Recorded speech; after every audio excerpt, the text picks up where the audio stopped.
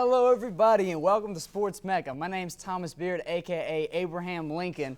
Got my boy Jake Harrod with me. Today, we're going to talk a lot of stuff. We got NBA action, we got NCAA action, we got NFL action, you know, with the trades and all that other stuff going on. But first, we got to talk about our Vols. We got to talk about the NFL Combine. There was a lot of, honestly, the Vols really impressed this Combine. What do you think?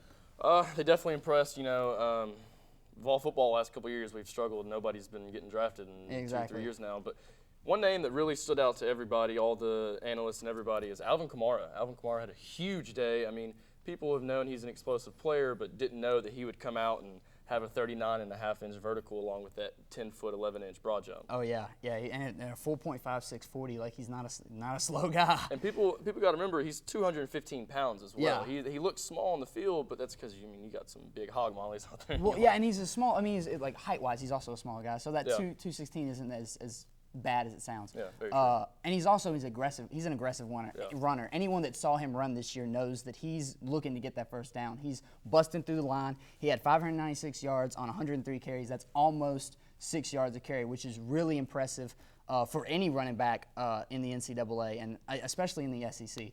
I really think, personally, we could see him be kind of a third-down running back, Darren Sproles type of guy, because he's got the jumps, he's got the hands, he can punt return. You know, I think he reminds me a lot of a Darren Sproles guy. What do you think? I agree with you. I mean, they can put him out in the slot, too. Him and Christian McCaffrey both ran routes out in the slot with some of the wide receivers this past weekend. I mean, I think he's going to be one of the biggest hits for somebody. He's definitely going to be a gold mine, basically. Yeah, well, I mean, they called him the biggest win in the I agree. NFL Combine. I think he was definitely came out as the biggest winner from this weekend, just because the expectations weren't as high as what he produced. Exactly. So. You got a guy like Leonard Fournette was expected to come out and produce, and he did well. But you got a guy like Alvin Kamara who wasn't really expected to be that great, puts out fantastic numbers like this.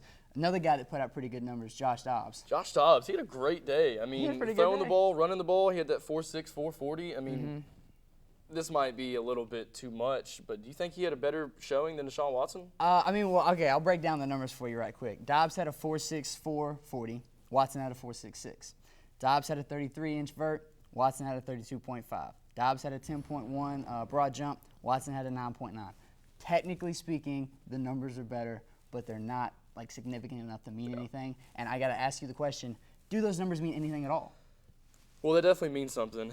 I mean, they both athletes proved that they are athletes, and they're not just they're going to be able to create mismatches in the